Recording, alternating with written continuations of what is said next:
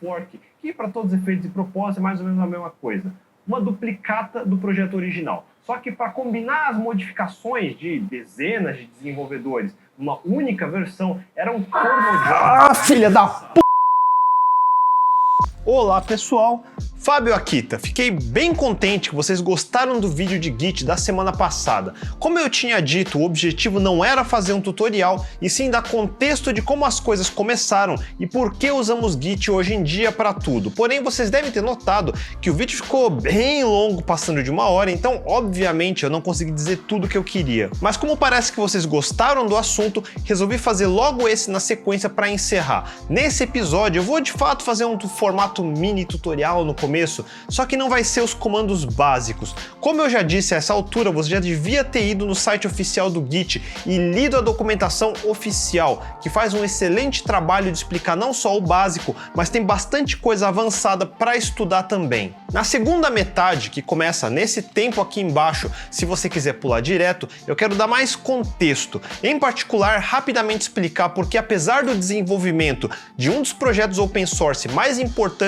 de todos os tempos, a kernel do Linux, ter sido a origem do Git, ninguém por lá tem muita intenção de migrar para plataformas mais modernas como o GitHub. E também dar meus 2 centavos sobre um assunto que talvez você tenha ouvido falar chamado monorripos.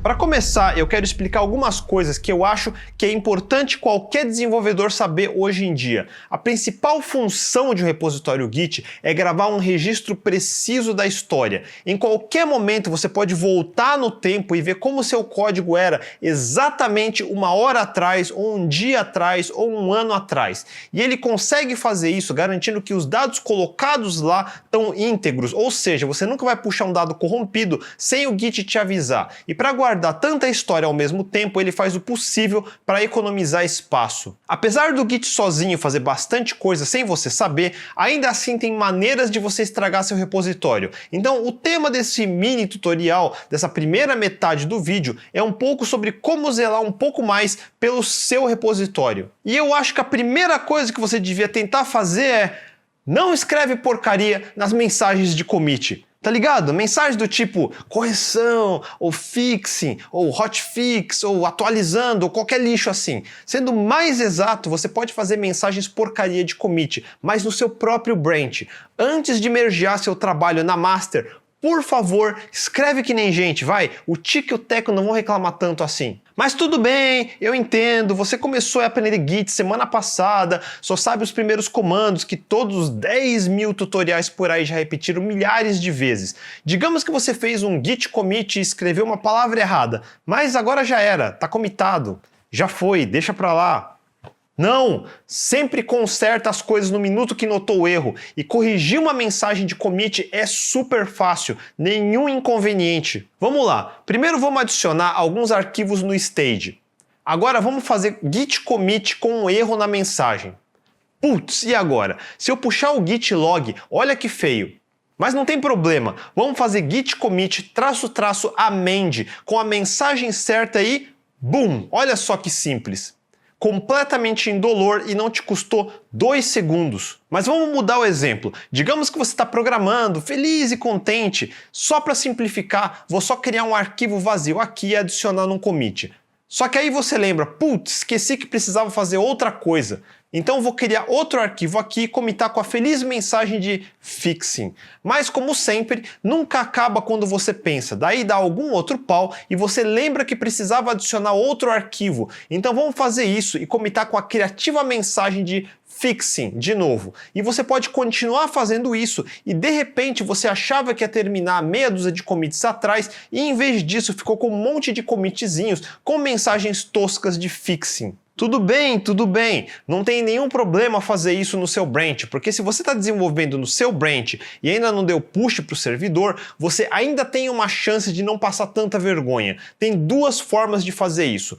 Uma delas é a forma que eu normalmente faço, porque eu sou meio preguiçoso para lembrar muitos comandos. O Git tem um comando que faz diversas coisas. Esse é o reset. O último commit que você está trabalhando normalmente é etiquetado como head, ou literalmente cabeça. Eu já não falei que o Git é representado por um grafo, mas no caso mais simples, você está lidando com uma lista ligada simples de commits e o último se chama head. A importância disso é que podemos navegar por essa lista ligada fazendo head till 3 para apontar 3 commits para trás, por exemplo. O comando git reset tem duas opções que eu uso mais, hard e soft. O hard normalmente eu uso quando baguncei o código e quero simplesmente apagar tudo que eu fiz e voltar como era antes de eu mexer. É uma opção tipo de undo sem recuperação, então cuidado. Por outro lado, eu posso fazer soft, que vai remover os commits da tal lista ligada, mas não vai jogar fora as modificações desses commits. E é isso que eu quero. Eu quero apagar os commits fixing, mas não quero perder o que eu fiz. Então vamos fazer isso.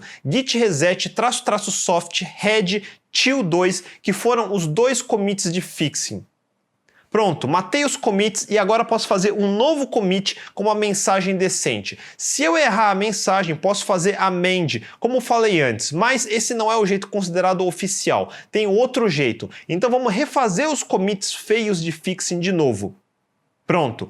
Agora podemos usar git rebase -i, que significa interativo, porque o Git vai ficar me perguntando o que ele quer que eu faça. Se eu passar git rebase -i head till 2, ele vai abrir a seguinte tela. Olha que fácil, ele lista os últimos commits. Normalmente eu quero manter o primeiro como pick e os seguintes eu posso mudar de pick para squash. Squash é o que você pensou mesmo, amassar tudo junto. Não precisa ser todos, eu posso inclusive pular um no meio se não fizer sentido mesclar tudo junto. Embaixo ele te ajuda ainda dizendo quais opções você tem. Eu recomendo brincar com todas as opções num repositório local seu. Vamos mudar tudo para Squash. Esse editor que ele abriu para mim é o Vim, que é o que eu prefiro, mas você pode usar qualquer outro editor mudando a variável de ambiente editor ou usando o comando git config. De novo, veja a documentação oficial do git config para saber mais. Mas enfim, quando eu gravar e sair, ele vai abrir o editor de novo, mostrando embaixo o que esse novo commit vai conter e me pedindo para eu editar uma mensagem decente. Então vamos tirar a mensagem padrão que ele montou e digitar uma mensagem decente. Pronto, agora se dermos um git log, veja que bonito que ficou. Para o próximo exemplo, uma coisa muito comum é você começar a trabalhar numa coisa, aí você dá uma devagada, resolve codar outra coisa não relacionada, só que agora você ficou com duas coisas não relacionadas que precisa comitar. Vamos para o caso mais simples, onde você criou arquivos relacionados a uma coisa e criou outros arquivos que são de outra coisa diferente. A maioria das pessoas faz um git add ponto e comita tudo junto. Tá errado.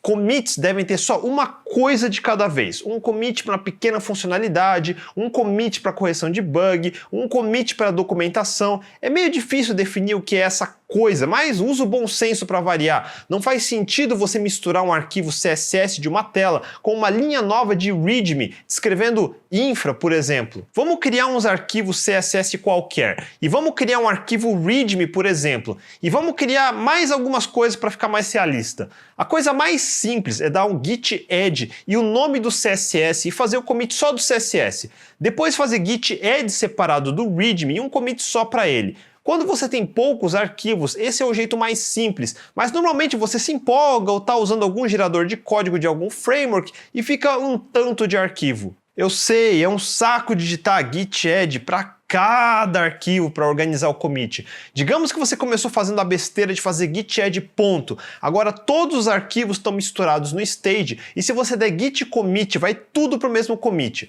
Mas ainda tem como consertar. Se for só um arquivo que você quer tirar do stage, basta fazer git reset ---- e o nome do arquivo. Pronto, se der git status, veja que ele saiu do stage. Mas como eu falei, faz de conta que são uma dúzia de arquivos e você deu git add ponto de tudo. Novamente, a preguiça reina e você está quase ligando foda-se e fazendo commit de tudo. Calma, ainda dá para consertar fácil. Digite git add-i, que é de novo opção interativa. Ele vai te abrir esse menuzinho e você pode usar a opção 3, que é revert. Vai listar todos os arquivos que estão no stage e você pode só digitar o número dos arquivos que não quer comitar agora. No final, dá enter para voltar para o menu anterior. Digamos que você olha e fala: putz, tinha um arquivo que eu tirei que era para estar lá mesmo na real. Então você tem a opção 2 de update, é o oposto. Agora você digita o número do arquivo que quer colocar no stage, dá enter no final e no menu principal digita que quer dar quit para sair. Pronto, vamos dar git status e olha só, é como se tivéssemos dado git add manualmente arquivo por arquivo. Agora sim podemos fazer o commit correto e fazer git add-i de novo para ir adicionando arquivos para o próximo commit. Super simples. Mas como eu falei, esse é o caso simples. E se no mesmo arquivo temos modificações que um é para ir num commit e o outro é para ir só em outro commit? Vamos fazer um arquivo readme qualquer com um conteúdo aleatório para servir de base. Pronto. Agora vamos fazer 3 modificações. Agora eu queria que a primeira modificação e a terceira fossem um commit só e a segunda modificação fosse um commit separado. Vamos digitar git diff para ver o patch completo. Olha só, se eu der git add commitar, vai tudo no mesmo commit. E agora? Não se preocupem, para isso tem git add-p. A ideia é que o Git vai perguntar um rank de modificação de cada vez. Veja só, como as modificações estão próximas, ele me pergunta se quer adicionar elas juntas para o stage. Se eu quisesse, bastaria digitar yes, ou se eu não quiser pular, eu digito no. E esse tanto de opção aqui embaixo, se eu der enter ou interrogação, ele vai explicar todas as opções que eu tenho. Vale a pena explorar cada uma delas depois no repositório local, mas no meu caso, eu não quero adicionar tudo junto, eu quero dividir. Para isso, eu digito S de split. E veja só, ele dividiu o rank mais uma vez e me deu só a primeira parte, que é o que eu quero, então vamos dar yes. O próximo rank é o que eu quero separado, então dou no para pular. E a última eu também quero no mesmo commit, então eu dou yes. Se eu quisesse parar no meio, era só digitar Q de quit. Se eu der git status, vemos que parte do arquivo readme está no stage e parte não está. Se eu der git diff --staged para ver só o que vai no próximo commit, veja que está só o rank que eu escolhi. Vamos criar o commit. Pronto, e agora só sobrou a segunda modificação que eu posso adicionar no stage e criar o segundo commit, entenderam? Essa parte pode ser meio complicada da primeira vez, então eu recomendo assistir de novo, mas resumindo, eu tinha modificações no mesmo arquivo que eu queria separar em commits diferentes. Para isso usamos git add-p, aliás, esse p é de patch. Trabalhar com o Git tem sempre 3 estágios. O primeiro estágio acontece onde chamamos de Working Tree, que é o diretório normal de trabalho com seus arquivos para você editar e tudo mais. Para criar um commit, você precisa ir estacionando as modificações num lugar intermediário. Esse lugar chamamos de stage. O Git não rastreia arquivos, ele rastreia conteúdo, ranks e patches. Lembra que eu falei no episódio anterior? Então podemos adicionar todas as modificações de um ou mais arquivos com os comandos git add ou git add-i ou adicionar um rank de cada arquivo de cada vez usando git add-p. Aliás, como o Git rastreia conteúdo e não diretórios,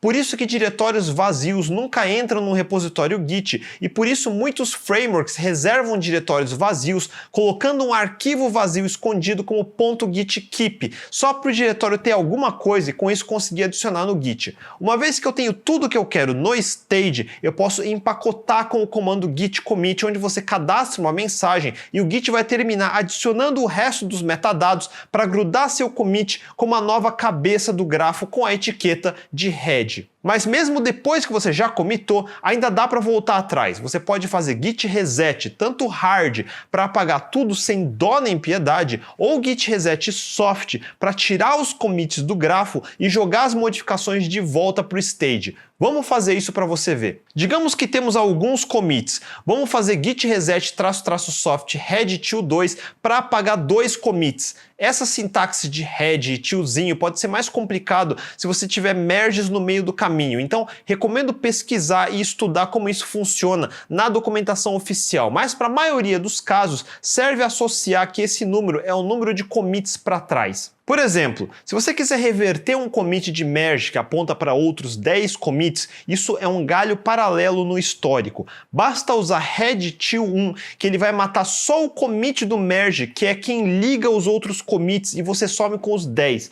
Isso não é tão intuitivo, então é melhor você praticar. De qualquer forma, demos reset soft. Se dermos git log, veja que os commits desapareceram, mas você não perdeu nada. Se der git status, veja que está tudo no stage, como se você tivesse acabado de dar git add. Nesse ponto, como já fizemos antes, podemos dar git commit e empacotar tudo num commit. Mas e se alguns desses arquivos eu não quero no próximo commit? Para isso, podemos fazer git reset -- e o nome do arquivo, ou só git reset -- ele vai tirar tudo do stage. Olha no git status como mudou e eles saíram do stage. A partir desse ponto podemos fazer git add -i ou git add -p, como já expliquei antes. Mas digamos que eu estou estressado e quero só marretar tudo pro lixo, então eu vou fazer git reset --hard, porque eu sei que só tem lixo aqui mesmo. E puta que pariu, tinha um arquivo que eu não podia perder. E agora?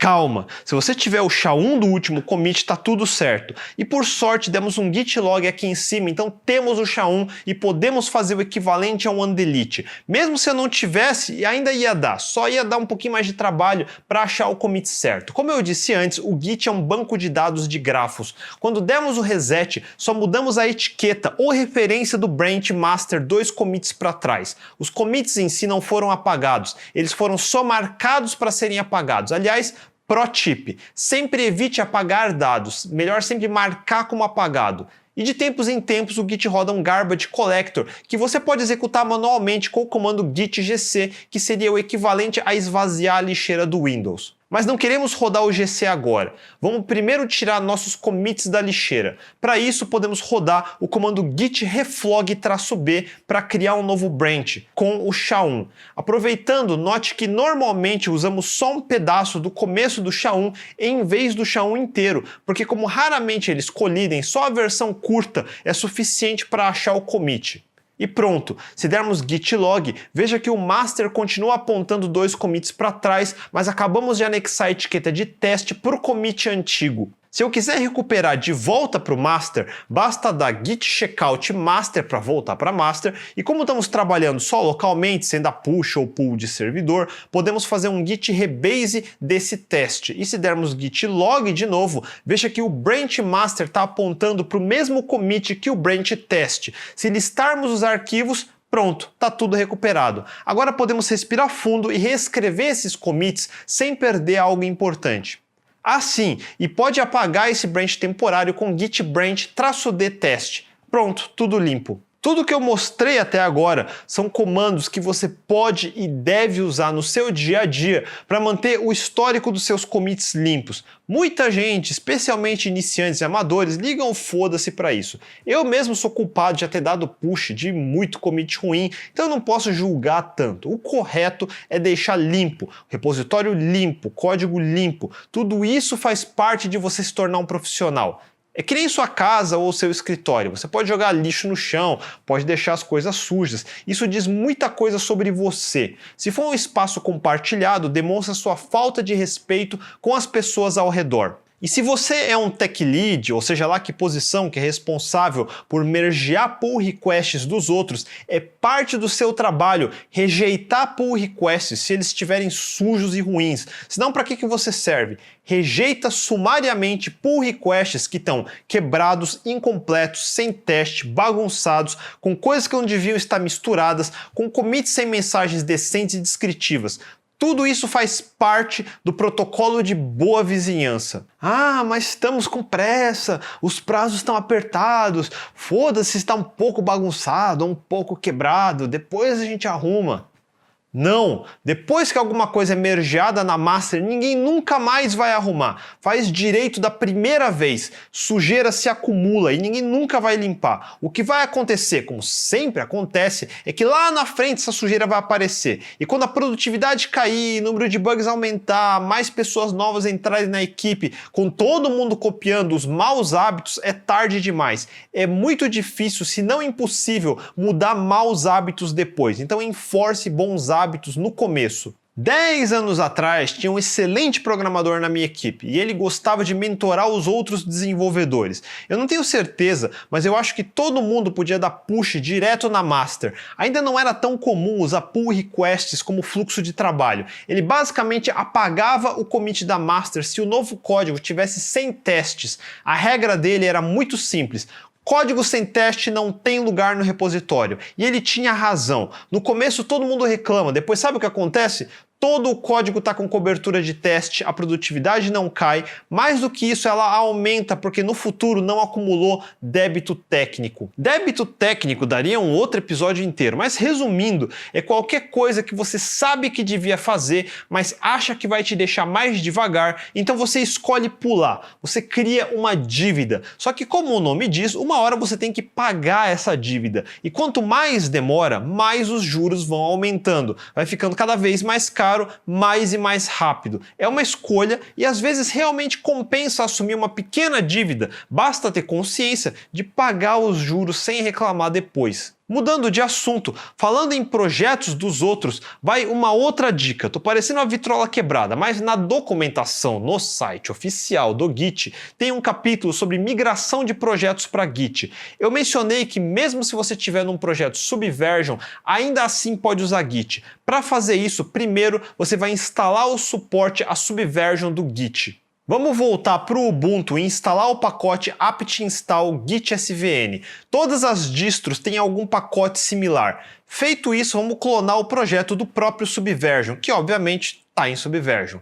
Git svn clone e o endereço. Isso vai demorar um tempão, então vai almoçar. Quando voltar, você vai ter um clone do repositório em Git. A partir daqui, você pode simplesmente dar git remote para adicionar um repositório vazio do GitHub, por exemplo, e dar push para lá. E a partir desse ponto, pode jogar fora o repositório Subversion. Todo o histórico está salvo. Mas digamos que você não possa fazer isso porque, sei lá por que motivo, a empresa exige que precisa commitar no servidor de Subversion mesmo. Não tem problema. Localmente, tudo que eu expliquei no tutorial até agora vai funcionar igualzinho. É um repositório Git normal. De tempos em tempos você pode fazer git svn rebase para puxar os últimos commits do Subversion. E quando tiver terminado, basta agora fazer um git svn decommit. Me repetindo de novo, diferente de um commit de Git que é só local, commit de Subversion é para mandar pro servidor. Aqui o Git svn vai pegar os commits que você trabalhou localmente no Git e criar commits de Subversion. A graça disso é que outros desenvolvedores de Subversion, quando derem svn update, vão baixar seus commits como se você nunca tivesse usado o Git. A diferença é que você vai trabalhar muito melhor que todo mundo, porque você pode fazer branches locais para experimentar coisas, trabalhar aos poucos, fazendo pequenos commits, e só no final pode fazer squash dos seus branches e criar commits limpos para mandar de volta para o servidor legado. Era o que eu fazia em 2007, e digamos que em vez de Subversion, você está usando Mercurial, Bazaar, Perforce ou mesmo o antigo TFS. Tem opções similares para todos eles. Olhem a documentação no site oficial. Uma última dica importante que muitos iniciantes fazem errado. Digamos que você é um desenvolvedor front-end, digamos que você receba arquivos de Photoshop dos designers.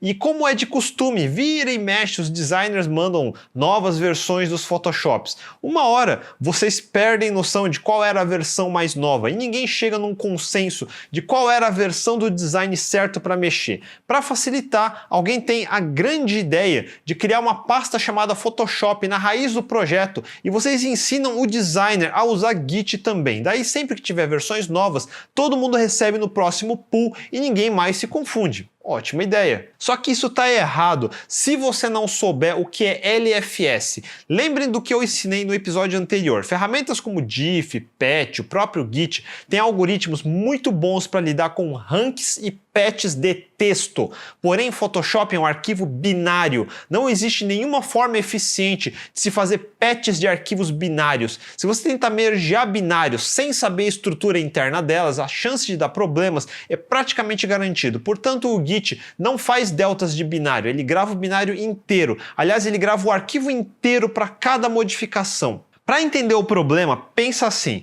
Digamos que o Photoshop original tinha 200 MB. Você adiciona ele no Git, o designer vai mexendo e todo dia ele cria um novo commit. Ele faz isso por 5 dias. Em cada commit vai os 200 MB inteiro de cada versão, porque como eu disse, não tem como tirar delta de binário. Ao final de 5 dias, seu repositório tem 5 vezes 200 MB ou 1 GB. Agora, todo desenvolvedor que fizer clone vai baixar esse 1 GB inteiro, sendo que o código mesmo no repositório são só alguns mega, e normalmente você só precisaria da última versão do Photoshop do designer. Se forem arquivos pequenos, como JPEGs ou PNGs, tudo bem, mas qualquer coisa muito maior que isso precisa ser tratado diferente. Isso é uma das arestas que ainda não é exatamente a melhor solução, mas para casos assim, onde você precisa armazenar grandes binários como Photoshops, vídeos, áudios, instaladores, você tem que lembrar de fazer da seguinte maneira. Em Ubuntu, primeiro você precisa instalar apt install gitlfs. Pronto, agora no diretório do projeto você inicializa com gitlfs install. Finalmente você tem que dizer para o Git que tipos de arquivos você quer jogar no LFS. Para isso você faz gitlfs track *psd, por exemplo. Isso vai criar um arquivo chamado .gitAttributes com essa condição. Agora você pode começar a dar git add de arquivos com extensão .psd. Vamos adicionar alguns PSDs, dar git add, criar um commit e até aqui tudo igualzinho como era antes. Do seu ponto de vista de desenvolvedor, não parece que mudou nada. O que está acontecendo agora é que no commit não vai mais anexado o arquivo binário inteiro. Em vez de jogar o binário no diretório .git/object que eu ensinei no episódio anterior, ele vai jogar em outro diretório, .gitlfs. E no commit em si, em vez de armazenar o binário inteiro, vai só um texto indicando onde está o arquivo. Pensa como se fosse um link simbólico num Linux. Assim o commit fica super leve, sem o bináriozão pesando nele. E a vantagem disso é que agora, quando você fizer um novo git clone do zero, não vai mais vir todo 1 GB com todas as versões de Photoshop que o designer commitou. Vai vir só a última e você pode pedir versões antigas se precisar. A desvantagem disso é que instalar e configurar o suporte de LFS num servidor de Git seu pode ser um pouco chatinho de gerenciar. Se você estiver usando o GitHub ou GitLab ou outra plataforma web, esse trabalho deve ser mais transparente. Na dúvida, sempre use GitLFS se tiver arquivos binários grandes no seu projeto. Porém, no caso do seu projeto ser basicamente só binários grandes e pouco ou nenhum texto, eu diria que o Git não é a melhor solução. Não só Git, nenhum versionador feito para código. Imagina uma agência de design ou uma produtora de vídeo. Ninguém usa Git no lugar desses. Se você precisa lidar com binário, o fluxo de trabalho é completamente diferente. Não tem como 2 designers trabalharem ao mesmo tempo em máquinas separadas no mesmo arquivo de Illustrator. Não existe pull request de edição de vídeo de Premiere, não tem como fazer patches no arquivo de áudio de Logic Pro. Trabalho de mídia, pela própria natureza, sempre vai ser um fluxo em cascata, onde a próxima etapa só pode ser iniciada quando a anterior já terminou,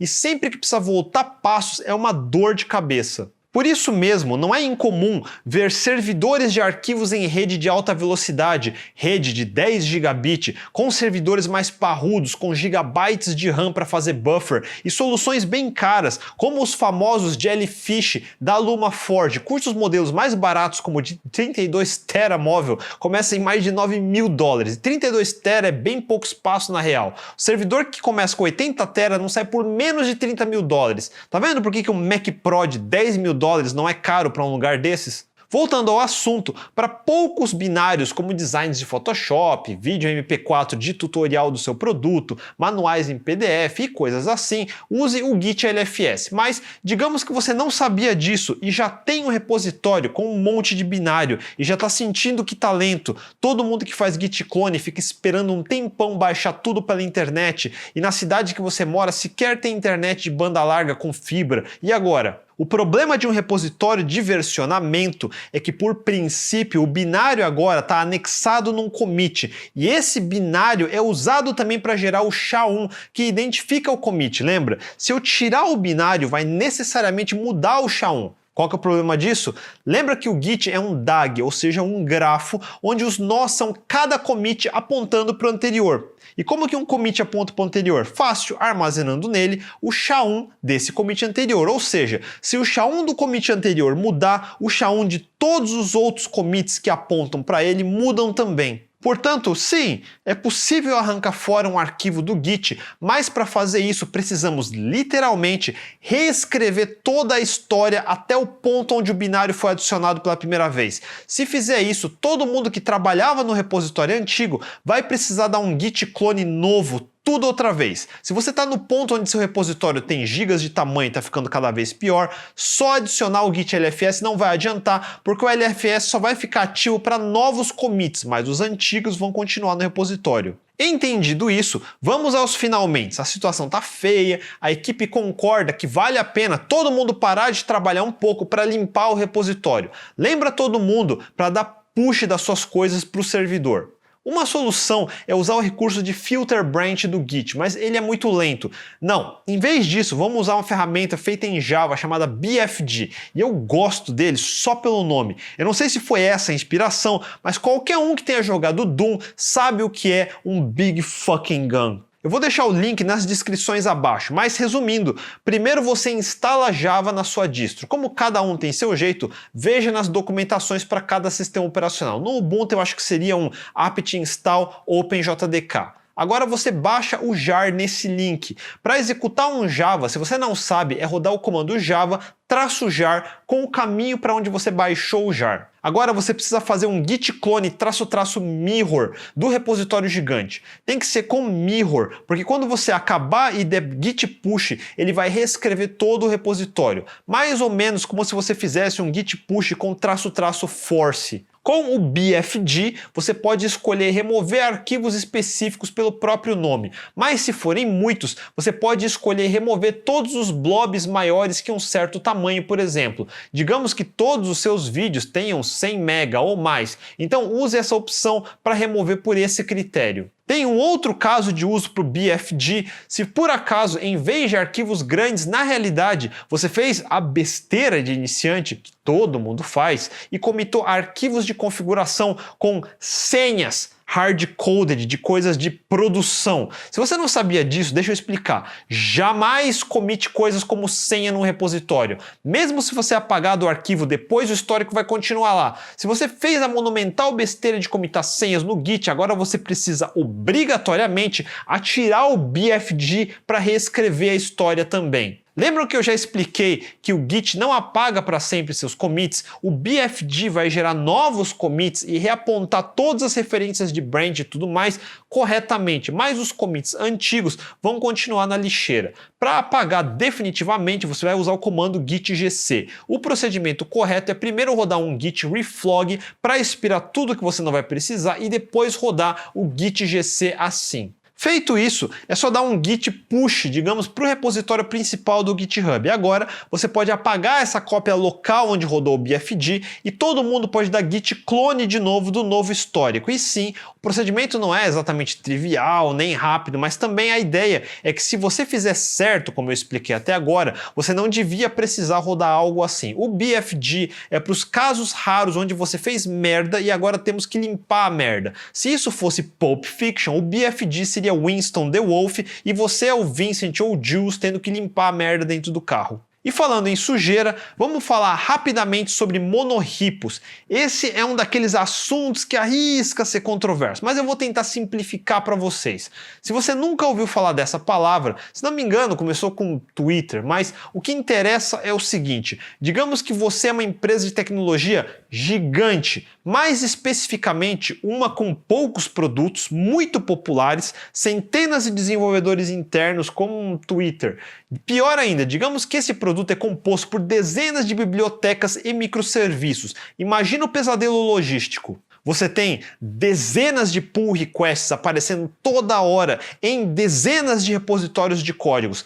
Alguns deles podem acabar quebrando as integrações entre os diversos componentes. Num exemplo hipotético simples, digamos que num dos repositórios você atualiza uma biblioteca de parsing de JSON por conta de uma melhoria de performance, mas digamos que em outro repositório você precise voltar uma versão para trás dessa biblioteca de JSON porque a versão nova causa um erro de compatibilidade com aquele código. E agora imagine um terceiro repositório que importa o código desses dois repositórios, cada um dependendo da mesma biblioteca em versões diferentes. Fudeu. Agora imagina situações como essa acontecendo na mão de centenas de desenvolvedores, toda hora, todos os dias. Imagina a dificuldade que é no final empacotar tudo junto para gerar um deploy coerente. Milhões de linhas de código divididos em dezenas ou centenas de repositórios, recebendo modificações o dia inteiro pela mão de centenas de desenvolvedores, sendo vários desses times distribuídos geograficamente, separados até por fusos horários diferentes,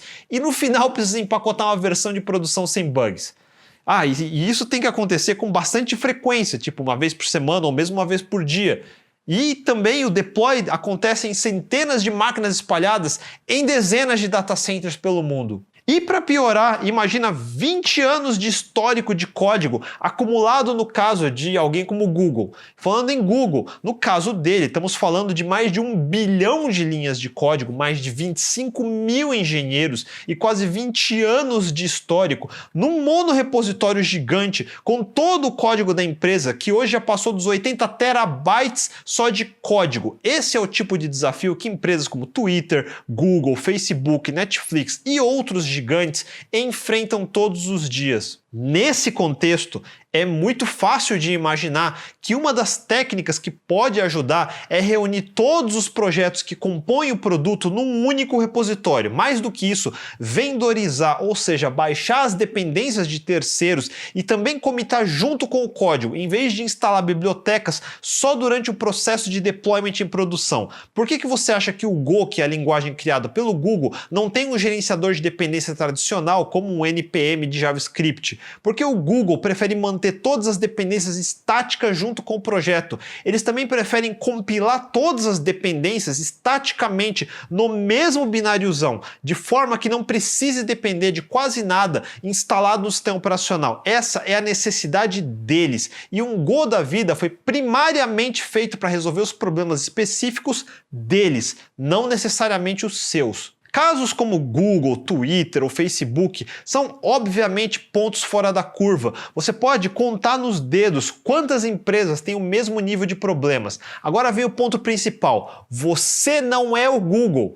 Desculpa, as chances da sua empresa ser o próximo Twitter ou o próximo Facebook é uma fração de uma fração de uma fração de uma fração de 1%, o que nós em matemática chamamos que é o limite tendendo a zero. Quando um engenheiro de uma dessas empresas apresenta em palestras e eventos ou posts de blog sobre o que eles estão fazendo, esses insights servem na maioria das vezes para outras empresas de porte similar. Portanto, se você é uma empresa com uma equipe de 10, 20 pessoas, com 10, 20 repositórios, meras dezenas de milhares de linhas de código, fazendo deploy em produção uma vez por quinzena, então quase nada da escalabilidade de um Google se aplica a você. Se você é menor que isso, pode pular esse assunto por um bom tempo, que não te interessa. Uma das coisas mais prejudiciais que alguém pode fazer é adotar uma tecnologia ou técnica baseado na premissa errada de se o Google usa, deve ser bom e devemos usar também. Não, essa premissa não faz o menor sentido, porque o correto deveria ser, se o Google usa, qualquer empresa de mesmo porte com os mesmos problemas, talvez se beneficiem, talvez valha a pena tentar. Você tem o porte do Google, mais importante, você tem o dinheiro que o Google investe? Lógico que não. Então não, você nunca, jamais deve usar qualquer coisa meramente porque é fanboy de uma marca. Fanboyismo é o oposto de engenharia. Engenharia é encontrar a solução do tamanho certo para o problema certo dentro das restrições do contexto, nem mais nem menos. Agora, tem um problema similar que vale a pena colocar em perspectiva. Eu mencionei no episódio anterior que o desenvolvimento da kernel do Linux não está no GitHub. Um dos motivos é que o Linus Torvalds jamais vai confiar num terceiro para manter a cópia mestra do kernel. I would never, ever trust Google to maintain my source code for me. I'm sorry. You're just not that trustworthy. But the whole notion that I would give the master copy of source code that I trust and I care about so much, and I would give it to a third party, is ludicrous. Not even Google. Not a way in hell would I do that. I allow Google to have a copy of it, but I want to have something that I know nobody touched.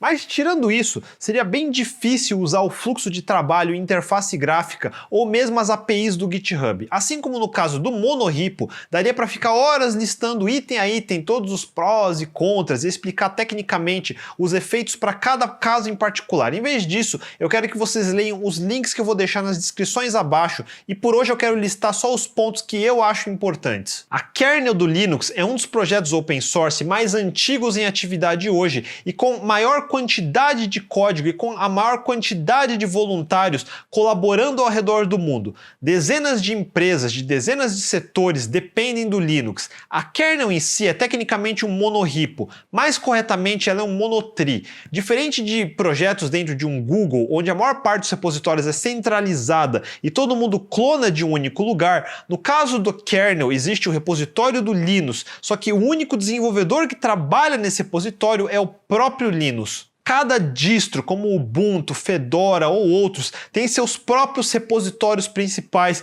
que não necessariamente clonam direto do Linux. Cada fabricante de hardware que desenvolve drivers tem repositórios diferentes. Mais importante, diversos produtos estão trabalhando em versões diferentes da kernel. Por exemplo, na própria Canonical, que faz o Ubuntu, você tem o LTS, que é o Long Term Service, e o Ubuntu com versões mais novas dos componentes. A ideia do LTS é que ele atualize o menos possível para não ficar quebrando compatibilidade o tempo todo. Porém, digamos que seja descoberto um problema grave de segurança num driver na kernel nova, e esse bug afeta várias versões da kernel para trás. O bug é descoberto no Fedora primeiro, então a correção é feita no repositório deles. O patch da correção começa a ser distribuída em mailing lists. Cada empresa ou comunidade com repositório tem seu mailing list. A forma de distribuir para tanta gente é literalmente usando recurso de CC ou Carbon Copy de e-mail e assim distribuir o patch para diversos lugares diferentes. Pense por um momento num GitHub. Se cada empresa tiver uma organização e cada um tem um fork, é como se você tivesse um jeito de postar o mesmo pull request para diferentes repositórios em diferentes organizações, coisa que na interface gráfica atual não dá para fazer. Na interface web você só devolve pull request para o repositório de quem fez fork, mas o problema não acaba aí. Não quer dizer que esse patch vai funcionar em todas as versões e diferentes variações de cada organização. Agora, os responsáveis precisam testar, muita discussão ainda precisa acontecer e numa mailing list essa discussão é um reply all para todo mundo. No GitHub seriam as issues em cada repositório, só que no GitHub as issues são atreladas a um repositório. Como que o cara da Red Hat, que tem repositório próprio, vai ficar respondendo nas issues dele e nas issues de outras organizações como da Canonical sobre o mesmo problema? De novo, a interface gráfica atual não tem como resolver esse problema. Mais do que isso, cada área de interesse dentro do kernel, driver de rede, o X, o systemd e assim por diante, tem uma lista de mantenedores. Eles que em última instância vão aprovar ou reprovar uma modificação em seu subsistema. No caso do Linux, se eu quiser achar quem é o responsável para receber o tal patch de segurança, eu procuro no arquivo chamado maintainers, que tem na raiz do projeto. No caso de um GitHub, cada mantenedor talvez teria um fork do projeto na sua conta do GitHub, mas não tem uma forma fácil de achar quais dos forks são de mantenedores ativos e quais dos forks são de colaboradores. E de novo, a interface gráfica atual não resolve esse problema. Em última instância, até depois dos outros repositórios já terem aplicado o patch e deployado, a versão mestra pode acabar aplicando o patch depois dos outros, porque o Linux vai ser mais cuidadoso em aceitar os patches, talvez até rejeite e mande modificar. Mas enquanto isso, a Red Hat ou Canonical precisam fechar o bug para os seus clientes, independente do Linux ter aprovado o patch ou não. Vai ter muitas idas e vindas em cada patch e não existe a obrigação de que os forks vão esperar para dar git fetch do Linux só depois dele ter dado merge no repositório dele. O fluxo de trabalho num GitHub envolve fazer forks dos repositórios, discutir issues na interface gráfica do repositório e receber colaborações via pull request vindo de outros forks. O fluxo de trabalho da kernel do Linux envolve dezenas de repositórios distribuídos que são forks do repositório do Linux, com discussões acontecendo simultaneamente em dezenas de mailing lists e esses e-mails servindo como canal de distribuição de dezenas de patches de código código que são automatizados de diversas maneiras diferentes por cada empresa ou mantenedor. Uma das coisas diferentes do fluxo aqui no GitHub, só tem como fazer pull request de volta para o repositório de onde se fez fork. Na kernel, você quer distribuir os patches para múltiplos repositórios de uma só vez, além de poder discutir o assunto em paralelo entre diversos repositórios ao mesmo tempo. É por essas e várias outras razões que hoje não tem como suportar o fluxo de trabalho da kernel no GitHub ou GitLab ou qualquer um que siga esse mesmo modelo e tenha essa escala. O fluxo dele segue uma árvore, onde o principal é a raiz e ele vai expandindo numa única direção para cada galho. No caso do Linux é uma rede, um mesh, onde não existe direção definida. Cada nó da rede pode comunicar com qualquer outro nó sem um que coordena ou bloqueia essa comunicação. O Git foi originalmente feito com essa estrutura totalmente distribuída em mente. Hoje em dia nós simplificamos de uma forma centralizada, como num GitHub, para ficar mais usável para a maioria dos mortais. Em resumo, sim, se o GitHub ou o GitLab resolverem criar uma estrutura de projeto de múltiplas árvores do mesmo repositório, separados para mantenedores diferentes, com uma forma mais simples de unificar a cooperação entre repositórios, tanto do ponto de vista de issues e pull requests distribuídos, talvez, bem talvez, um projeto como o Linux poderia viver nessas plataformas, mas seria um tanto de funcionalidade extra para atender um nicho muito pequeno de projetos. Pouquíssimos projetos têm os requerimentos da kernel do Linux, por isso não vejo isso acontecendo tão cedo. Para os colaboradores do kernel, tirando alguns subgrupos que podem trabalhar mais isoladamente,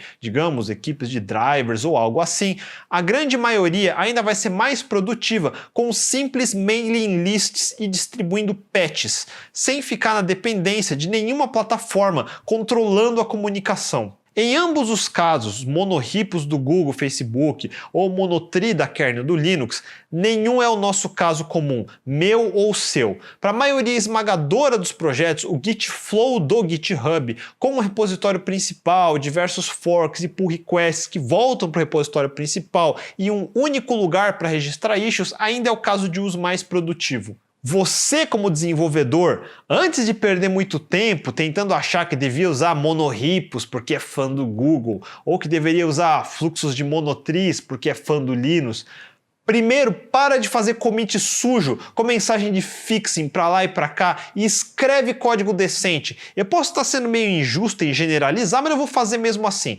Normalmente quem é fanboy demais e fica só falando em deveríamos, é o primeiro que faz o trabalho mal feito pela metade sujo. Antes de pensar em utopia, primeiro limpa seu quadrado aí, acaba as coisas que começa e escreve código limpo para variar. Depois sai cagando regra por aí. E por hoje é isso aí. Pelo menos pelo futuro próximo, eu acho que falei o grosso do que eu tinha para falar sobre Git.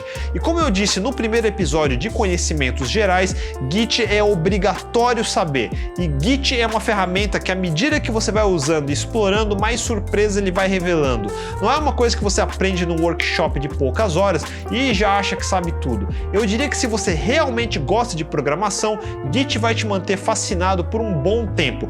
Comece no site oficial, leia a documentação oficial, é lá que se começa. Para de perder tempo com divagações desnecessárias, põe a mão na massa, escreve código limpo para variar. Se ficaram com dúvidas, não deixe de mandar nos comentários abaixo. Se curtiram o vídeo, mandem o joinha, assinem o canal e não deixe de clicar no sininho para não perder os próximos episódios. A gente se vê, até mais!